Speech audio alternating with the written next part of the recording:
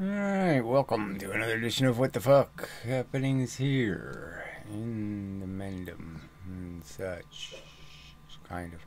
Anyway, yeah, so, once again, trying to create a bullet point kind of list, a bullet book of, um, sensible, instructions, outline of what it is to be on this, you know, boat traveling through time and space.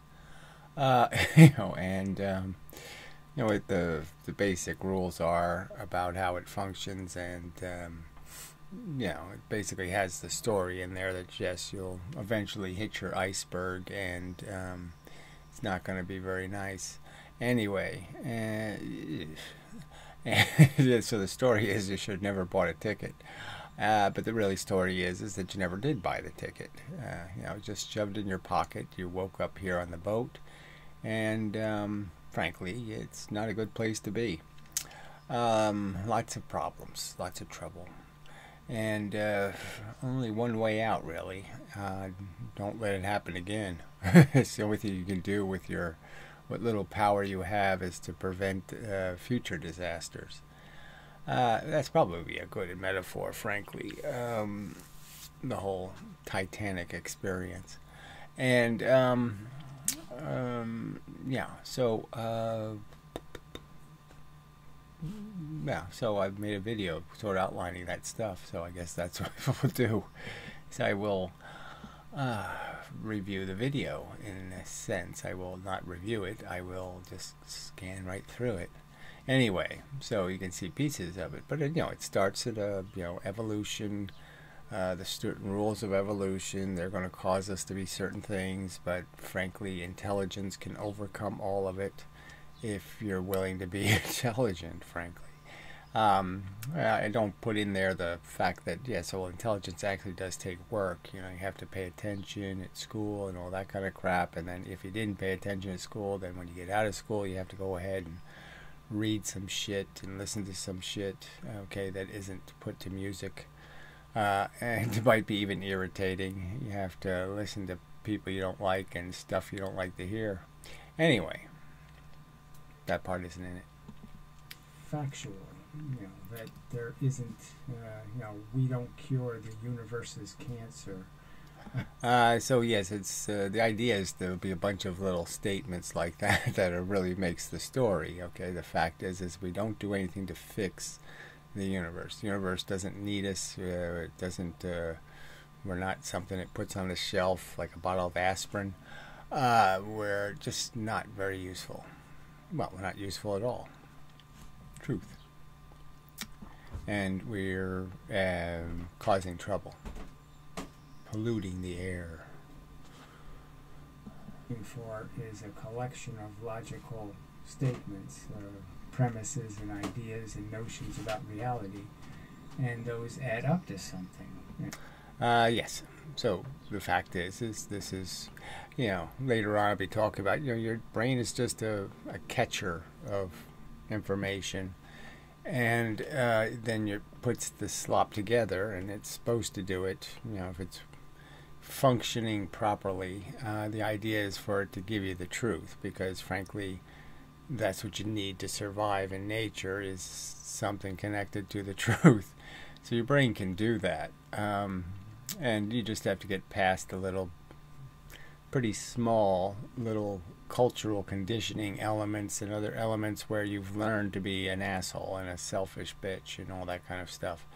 And so you have to kind of unlearn some of that. But you really don't have to unlearn it. You just have to learn that you have that liability, that you contain within you the capacity to be an asshole, and that you have to protect against it. Not very complicated also. Truth is, great stuff can get annihilated really easy. So this was just a little part about evolution, and the fact that this is just this pretty insidious contest between feeling, living things, you know, and they're basically all out to steal energy, and it's all, you know, it's got an awful lot of bad ingredients. You could say this is sort of related to the title. Bad ingredients cooked, undercooked or something. But that was more of a reference to the fact that people's ideas, what they're baking as their philosophy is shit. Okay, because they put shit in. So garbage in, garbage out. Bad ingredients in, bad cake out. Just the way it works. So, yeah, so nature's just terrible in the sense of the evolution process is pretty much, you know, as bad as it gets. I mean, the little critters are fighting each other species-wise, and then they're fighting each other within the species for, you know, group dominance. And then inside of that, there's this whole fight for alpha beta status, and you know, it's just really ugly. Lots of theft and death. Now there's parasitic plants. So pointing out that the plants don't have this problem as much. So, like, I guess I could just say, well, that's probably just because of mobility. But they don't actually, you know, because they're doing the conversion directly from the sun, they don't have to steal energy, but they do have to steal nutrients. So, in many ways, it's the same thing. It's just not as obvious as the killing and eating of you know, another, you know, plants don't kill and eat each other. In any, you know, direct way. They do it indirectly. You want your boats, you know, a certain pitch to it if you're going to shoot your cannons, you know, that kind of thing. Boy, that's a tough one to figure out what that was about. Balance? I know. Let's see. Well, I'll let that pass, but yeah, I don't know exactly what I was talking about. You have an inhibition, you don't have that inhibition, you like this word, you like the way that one sounds. Okay, so it's talking about just how the brain, you know, it's the subconscious, the part you don't really see, is doing a lot of very good work, and it does it very fast. And this is actually something the mystic happened to talk about this week. And you know, although he puts too much of a mystical angle on it almost, it's just a mechanical thing. It's, you know, and it produces what you think is your consciousness. You know, what you think is something different. Well, it's really just the byproduct of this. That's what the subconscious is doing, is creating what will be this conscious moment. So it's working very hard to create this conscious moment where my mouth will move and words will come out. And I'll watch that. Okay, I'll sense it, I'll feel it as an experience, me making words. And that will be like a new event that comes in and says, wow, I'm talking and I'm saying things, wow. And the fact is that, yes, it will appear new to me. I didn't know I was going to do that. I didn't know I was going to say it that way. I didn't know any of that. I just have some experience with me, and yes, I do certain things certain ways, and so some of those patterns match what I usually do, but I have no idea how I just did what I did. I don't see any of it, and I don't do any of it, so to speak. Brain does it.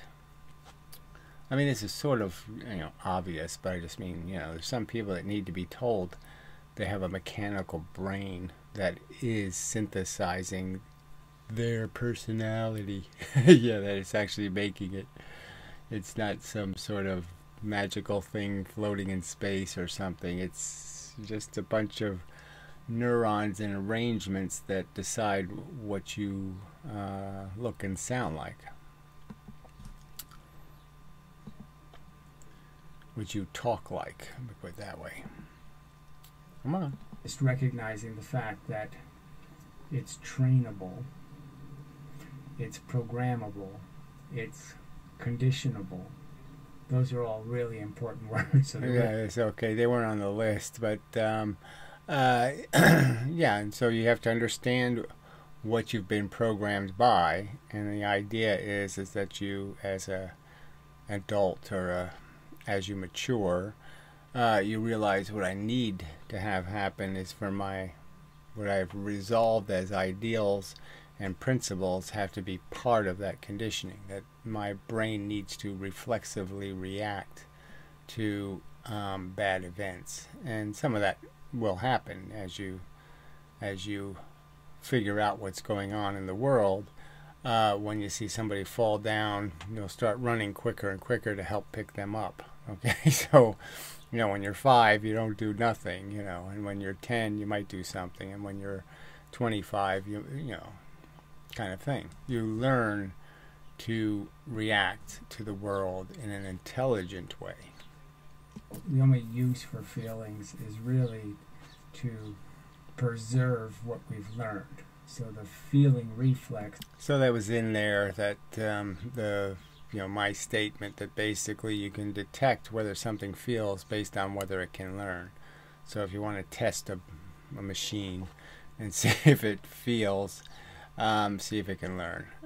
A biological machine, obviously that doesn't work for our mechanical ones, because that's really the whole point of feeling, is to turn complex things into just right, wrong, into good, bad, into do it again, don't do it again. And so it converts, your brain is constantly attempting to convert complicated images into simple statements of red and black, or however you want to look at it, positive, negative. It's really, but for a lot of people, this is a hurdle they can't get past, because they can't understand that their biology is not some sort of beautiful, perfect. All right, so I don't know exactly what I was saying there, but I could even apply that to the nihilist argument that's in here. That the only place that value is really being created is inside of brains, when they manifest a feeling. So if you don't have anything feeling in the universe, you don't have a universe that's consequential. There's no good or bad outcomes. You have feeling things in the universe, then you have good and bad outcomes. And the joke is that you doing it has no value. You surviving has no value. The only thing that has value are the feelings. There you go. It's right there. So that's the irony of our construction, is your brain is trying to make you value things that have to do with the evolutionary agenda. And so it's trying to get you to value protecting yourself, and value being alpha, and value these things. And in trying to make you value something that was junk, it made actual value in creating those feelings. There was no value in the universe until the brain tried to force you to think there was. Yeah. And you're sitting there, standing there on the diving board, and well, once you're in, it's going to be fine. So I was just talking about how you get these, how the brain is indecisive, and how it is kind of a fudge that it's made out of when it's making a decision, that the inputs, where it's trying to resolve the flight or fight, or the, go, stop, the good, bad. And that I used to wallow in that a little bit just for the fun of it, in the sense of when I was doing pools, sometimes pool very cold, and I would stand there and I'd know that once I'm in the water, and it's not going to be a problem. But jumping in the cold water was always, this moment where I just say, okay, I don't, I don't feel like it, but I know I'm going to do it. And so that's the funny part, is you're going to do it, that's the outcome, and you're just saying, well, I'm just going to waste time. I mean, that's a stupid thing to do. Why should I just stand here and waste time? But you do, because your brain is procrastinating and trying to figure out some way, somehow it's going to make the water warmer or something. I don't know what it's trying to do, but it is just kind of a funny circumstance where the outcome, and yet you can't initiate the process that gets you to it. And you could argue that you have that in more complex ways, where I know, oh, Gary, you have to stop swearing, and oh, you have to stop doing this, and you have to stop doing that, because these are just things that dull and degrade your performance, and you shouldn't do them, and blah blah blah. But I have this habit, that's running, and frankly, it just doesn't get done. And you're saying, well, why does my brain not fix that? Why isn't that easy? And it's not easy because of those habits, those traditions that it just doesn't want to break away from. The established routine over a long period of time is stronger than something you figure out for one day. You get a little more insight into subconscious. It's as if there's a constant wind that's been blowing you for 50 years, and all of a sudden there's a little change in it in one day. The one day wind isn't going to change or move or change the collective motion of 50 years. Function, but you really don't get you're really not that close to the real speed that your brain is Right, so you're not anywhere close, but yeah, you do have to appreciate just how fast your real brain is working. Okay, the part that's making this part, and it is doing much better than this tedious, slow, blah blah. It takes a real time to get through anything. The part making it's a very fast kitchen. That's baking you. Processing everything it does. And so obviously when I'm making this video, my brain has created... Okay, so and then the part that's really interesting is I make that narrative, and then I reflect on it and say, well, look, my brain did that in just whatever, 15 seconds, 10 seconds. It wrote the whole script I just said, and it's not a bad script. It had to know where I was heading, what the idea was, and it had to put all that stuff together in some sort of coherent gibberish. And it's just kind of, you gotta go, ooh, yeah, pretty good. Sometimes it works really well.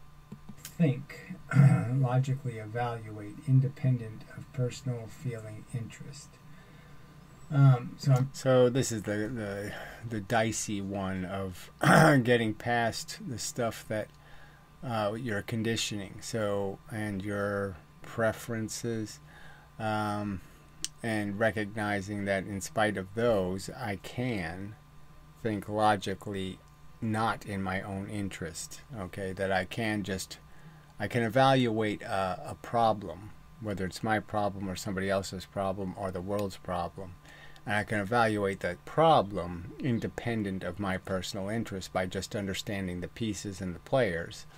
And so as long as player number 7 isn't me, it's just player number 7, and player number 6 and then I can do it right.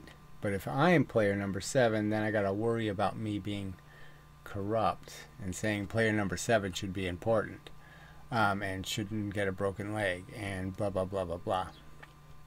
So we're perfectly capable of doing the logic of solving a Rubik's Cube, or some sort of logical problem. So if I put the logical problem to you, how do you justify torturing anything for your existence?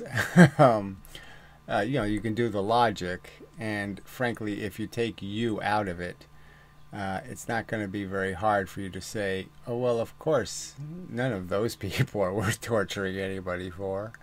You're going to be able to say that pretty quickly, and it's just the you part that you have a problem with. Okay, you're worth it. None of them are worth it, but you certainly are. I'm just saying that, that's the clear thing we can do. So regardless of... So we can do it, it's just difficult to do, is to step over our own vanity and self-importance. So this idea that there's something here that's necessarily here, that has to be here.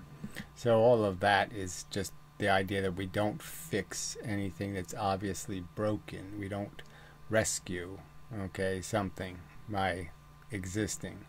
And all we do is tie the victim to the railroad tracks and then pretend to be heroes when once in a while we actually save her. Most of the time, no.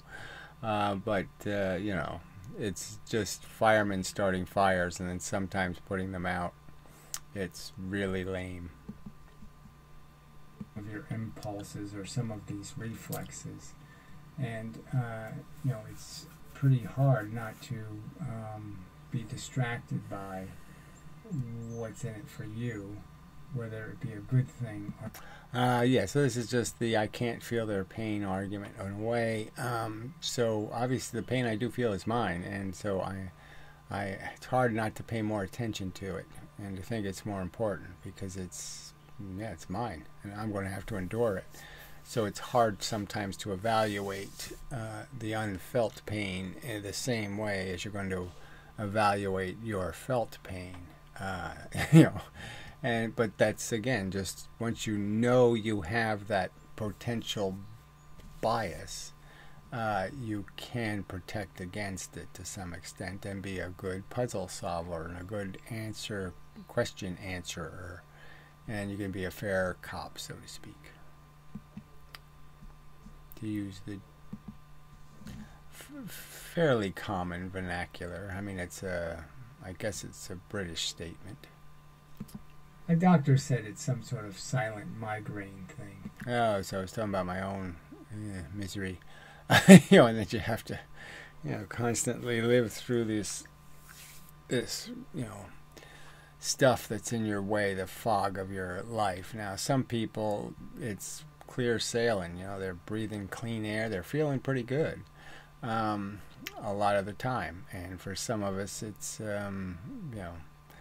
the idea that whatever joy I experience is more or less just a relief from the constant little tugging burdens. And so that's a lot easier for me to understand, just because I do I can easily find an offness.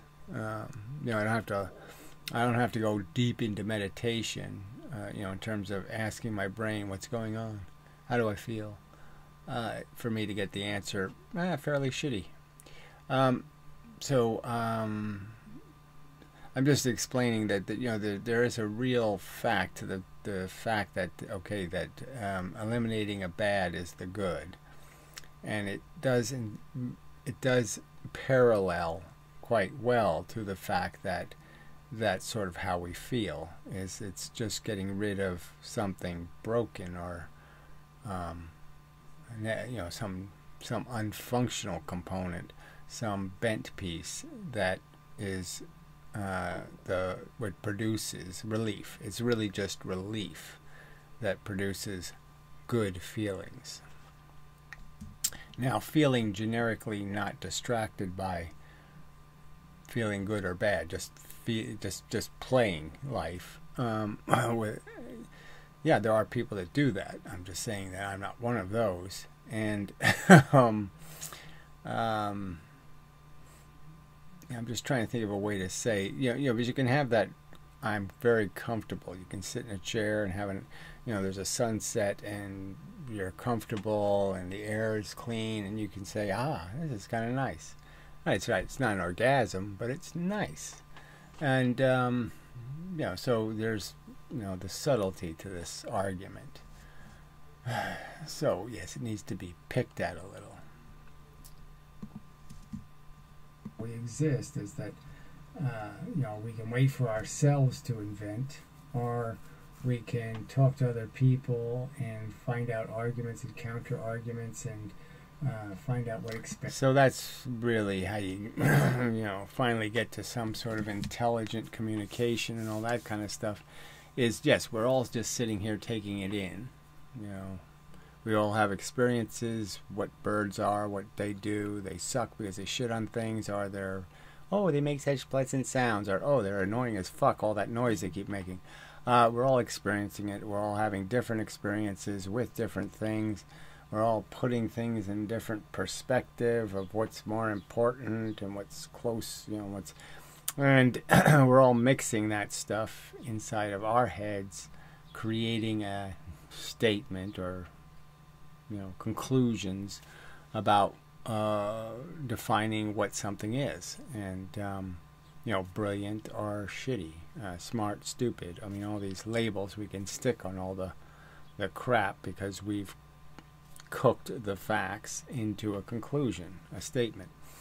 And there's lots of great statements made in history, lots of quotables. And you can invent one. Your brain is capable of inventing, uniquely putting together some words that are very poetic, or, they sing, so to speak, or they don't, better dead than red, right? I could say better dead than a Republican. Well, it doesn't sing, does it? It doesn't sound, there's no rhyme, so it just doesn't work. But yeah, it's just as real a statement from my perspective. It's so the point is in the end, that's all we're going to have is that description of the reality. And we can have subtle differences about how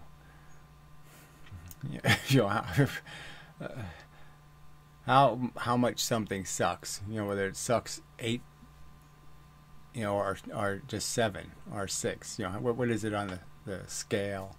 But the idea is that, come on, there's no real good reason for us all to be here on this planet and come up with, completely opposite definitions of the reality. Good is bad and bad is good. We should be able to figure out what side of a fence those things fall on. I mean, really should. Hit the button. The way we do know it is through this collecting of good ideas and good themes and good principles. Right. So we can be inspired by something, mused, triggered. Okay. Somebody else's words can trigger us to write even better words. So the sharing of it is very helpful, and the screening of your information is very helpful. All those things. Now, the sad thing, we are in this stupid idiocracy, and we have all these people doing this fake stuff, and they think it's all funny and ha ha ha and harmless, and it's all really destructive. So anyway, that's really bad. The misinformation that's being propagated at this insanely high rate by these trolls. Just trying to, fuck everybody. I had ice cream and... yeah, so I talked about ice cream. I didn't really talk about it, just, the stuff you remember. And, oh, gee, yeah, I remember doing that. Yeah, that was wrong, but it was, it was fun. Life is so full of stuff, just all this stuff. Yeah, so just basically just doing some talking about the fact that there's so much, even thinking about your own existence, it's all this, how you got here. And, there's this, you're so much the same person, but in some ways, yeah, it's like that is when I lived on Mars. It's like, it's so disconnected from your current life in terms of how you're living it. And it's just so, I don't know if it's, that part isn't very important to any kind of philosophical statement. It's just one of those kind of parts of being human that is weird. Yeah, sorry. It's just a. It's almost, you don't know whether it's good or bad. This capacity to go through the images that make you, so to speak, the stuff your brain has collected that define you. And when you see the stuff that you don't even think that it seems not on the list, that seems like stuff that should be on the list, something like that, should be remembering, and that isn't one of your easy to reach memories. And well, let's just do the very end.